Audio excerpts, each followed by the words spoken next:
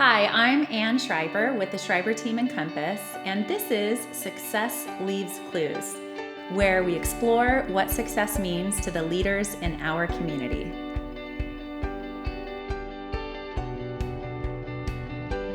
Hi, welcome everyone. We are here on this gorgeous day in this beautiful park in San Diego, and I'm here with the amazing June Cutter, who is running for State Assembly in District 77. Thanks for being here. Oh, thanks for having me. I started my career kind of just doing what I was told and not really finding a true passion in it. But as I started litigating and realizing how the law impacts Californians and everyone in the business world and in the workforce, I became passionate about it.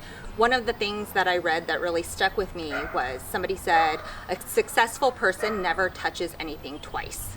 So, ooh, I like that. So if you get a piece of mail and it needs to be addressed, you address it. If you get an email and it needs a response, you respond. You don't say, oh, I read it and I'm going to put it back in the to-do pile and I'll deal with it later, because you don't go around and get to it later like you intended or planned.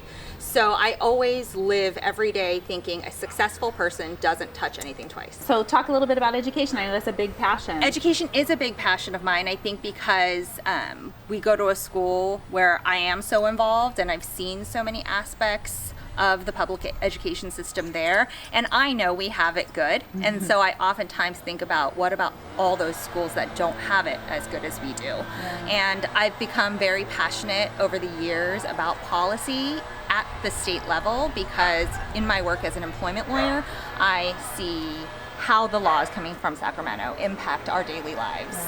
And so with that passion, I've become slowly more and more involved, more as a supporter of issues and campaigns. I joined the board of the California Women's Leadership Association about 4 years ago, and what they do is help elect fiscally conservative women into office. And so I've always just been a supporter. I never thought that I would ever run for political office.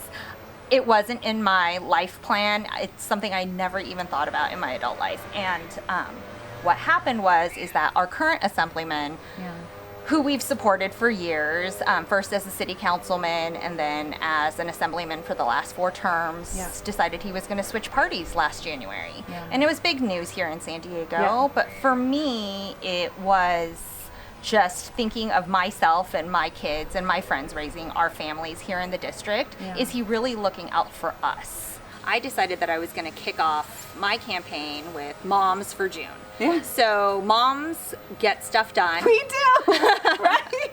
And moms are also huge decision makers for their families. I mean, we drive the decisions regarding what food our kids are going to eat, how our kids are going to be clothed, where our kids are going to go to school, and we really are molding the future. And so I thought, well, we need to harness that power and all get together and fight for the greater good for our kids. And I'm really focused on the issues which unite us as a community, not the politics that divide us.